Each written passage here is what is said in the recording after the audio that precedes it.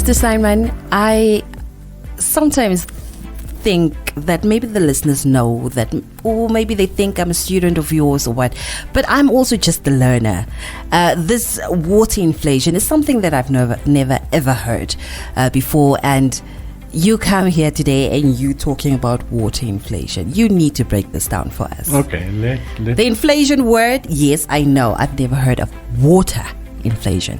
water part you know, inflation part you know, but the combination. The combination. Okay. Yeah. Think back to when you were a small baby, or if you can anticipate this, think back to when your parents were children. Do you think they paid for water? No. Nah, because water was everywhere, and the population was small. Yeah. And the water that we captured in the rainy season was sufficient to take everybody right through the year. You know, so in winter you paid for your water because 1/3 of the water is recycled. Yes. But it was dirt cheap. I mean, I remember 30 years back, it was something like 66 cents for a cubic meter. That is 1,000 liters of water. Now, go and take 66 cents and divide it by 1,000. Then you see it is, you can't buy it by 1 liter because there's not enough change. Yeah. There's not sufficient small money to pay for it. And it always reminds me, my first visit to Nairobi completely baffled me. Because of their high rainfall and their tropical environment, you don't really need to do anything. You can squat wherever you want, and if you're hungry, you just go into the bush and you chop down a banana bunch or guavas, mangoes. Bananas I've mentioned, lychees, you know, unbelievable. It's a rich forest environment. So my friend and I, we bought a bunch of bananas the size of a human being. It is so heavy you can't pick it up. The two of us couldn't pick it up.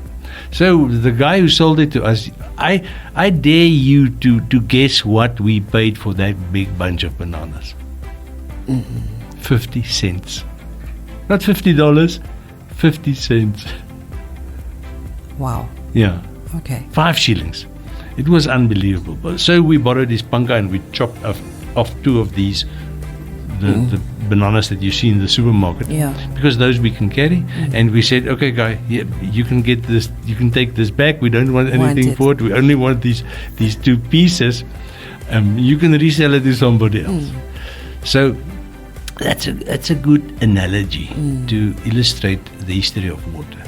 Water was basically free of charge until 30, 40, 50 years ago, depending on where you stayed. Now suddenly today, you take your municipal bill, and this is no joke, you get a fright like you won't believe it. If you have a lawn, don't be amazed, and I'm not talking about a big lawn, I'm talking about a lawn the size of this studio. Don't be amazed if on your municipal bill, the City of Windhoek charges you 2,000, 2,500, 3,000 even, just for water. Not water and electricity and utilities and refuse removal and everything. Just water. So water has become very expensive. What happens now? If you look at it from a philosophical point of view, you can say, yes, but what's our problem? We've got the whole ocean. The one border of Namibia is just this almost 2,000 kilometer long ocean. And you can't empty the sea. You can't drink all of it. You know, you can try, it's impossible. You must just desalinate the water as much as you like. Now here's the catch. Desalination is a very, very, very expensive technology. Extremely, Why is that? Because of the chemistry of the whole process. In desalination, and this is putting it very, very simple, you basically press the salt out of the water. Now, to be able to press the salt out of the water, you need a membrane, and you need 18 bar of pressure. Pounds per, no, not pounds per kilowatt something. There's a fancy word for it. Now, consider the wheel on your car. That you inflate to 2.2, 2.3, 2.4 bar. Yeah.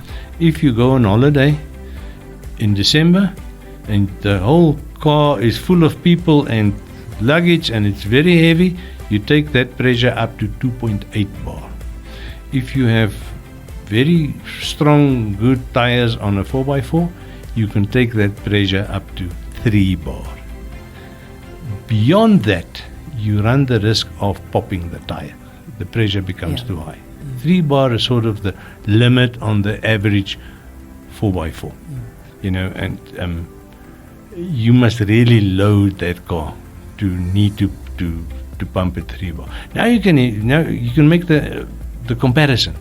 3 bar is a very high pressure on a bakkie tire. Yeah. And we're talking about 18 bar. 6 times more. Do you see where the cost comes in? The cost comes in the technology. Yes. So what happens, the result is that desalinated water is highly expensive. And the people in Swakopmund and Walvis Bay would never be able to afford it for household consumption were it not for the fact that the mines in the Swakopmund area pay much higher rates for that desalinated water as what the residential consumers pay. So in terms of technology with desalination, we are not there yet that the cost is so low that everybody can afford it. Now, pay attention to what I said, that everybody can afford it. The same with the aquifers. You know the Oangwena aquifer. Yeah. It is estimated that it can provide the whole of Namibia with water for 400 years. What's the one problem? It's 180 meters to 200 meters below the surface. To get it to the surface, you need a pump. Pump runs on diesel or electricity. Yes. Both of those are expensive. So it means the moment you start tapping an aquifer, the cost of getting it to where you can use it is what makes it expensive. Yeah. If you look at Neckartal, fantastic. There's many million cubic meters or something of water in there. But it's far away from everything.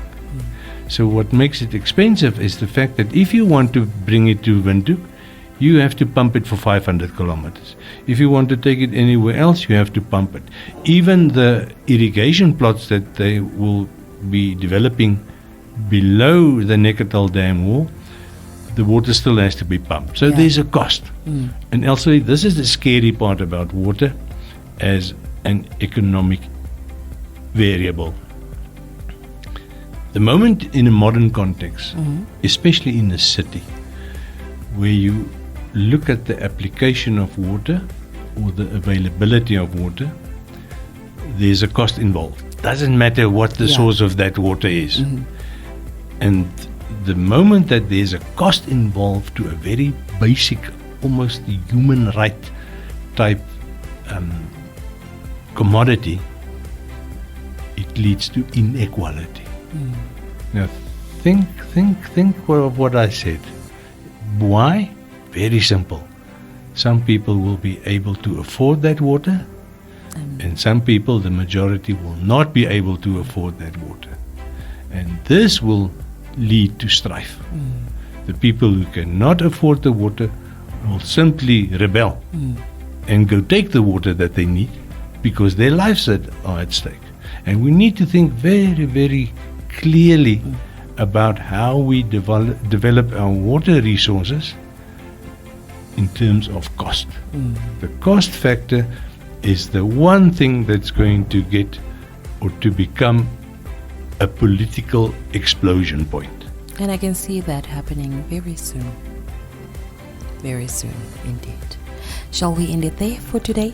Yeah, and for the year. And for the year? Yes. Oh, wow. I thought we still had another one coming up. No, we're done. Oh, okay, we're done. Okay.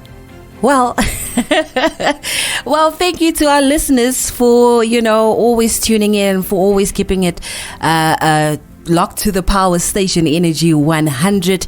And of course, if you want to listen to previous talks, you can go to economist.com.na, or you can go to the YouTube channel that is Economist SME. I think.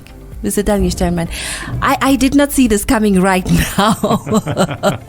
But thank you so much to the listeners, and of course a special thank you to Mr. Daniel Steinman for always availing himself to come up with this very incredible educative topics of discussion, talks, and always being there for the listeners and teaching us a lot when it comes to the economy. Anything that you would like to say, Mr. Daniel Steinman? Don't make water too expensive unless you really want big trouble. I think that is for the city of Windhoek and for the government. Yes. Okay, so thank you so much. Have yourself a Merry, Merry Christmas and a Happy New Year. We will then meet each other in the New Year 2024.